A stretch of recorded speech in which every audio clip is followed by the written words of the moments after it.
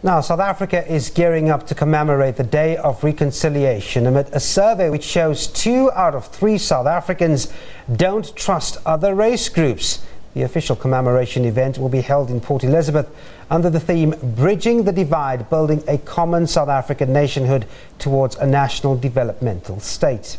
President Jacob Zuma will deliver the keynote address. Where there's smoke, there's certainly fire.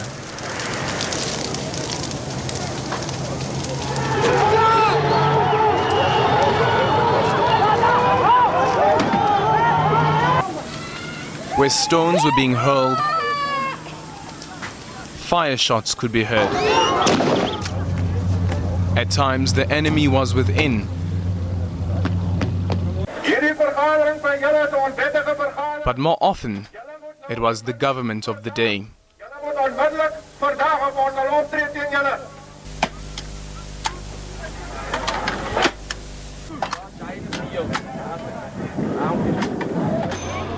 Beneath the debris, someone is fighting for their life.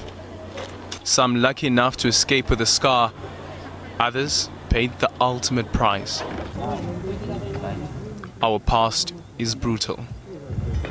You can't do much about that which has happened in the past. We can do something about that which is in the future. And I always say, I refuse to let the past arrest the future and rob me of a better future.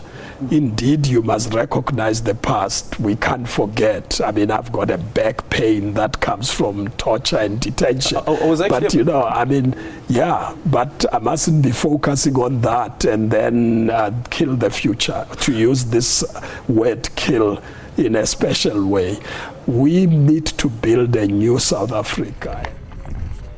The old South Africa was violently divided.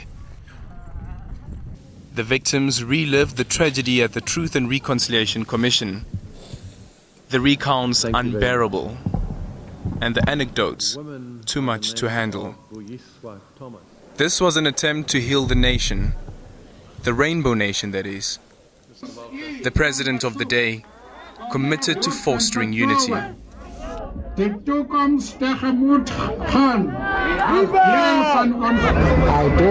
that the fact that I'm here will convey a very important message to the people of this place, that the government which I lead cares for all our people. It is the first. The adoption of a constitution, the preamble unambiguous.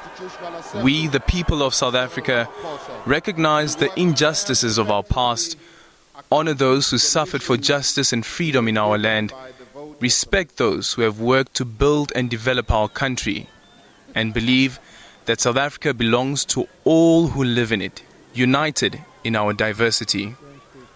However, nearly 20 years since its adoption, the country is still divided. According to the Institute for Justice and Reconciliation, 2 out of 3 South Africans don't trust other race groups. One can probably also postulate that it might also have something to do with the fear of the unknown. We do not really know each other. We interact with each other in the workplace for those who have got employment. We interact in a very limited way in other sort of commercial spaces or spaces for entertainment, but we do not interact socially. We do not really understand what happens in the houses of each other, what happens in the religious context, and therefore very often I think one might say it's got to do with a fear of the unknown, really. According to the survey, income inequality continues to divide the country. Most agree South Africa still needs reconciliation. And today, all eyes will be on President Jacob Zuma for guidance and nation building. All our goals of nation building, not racial continuation.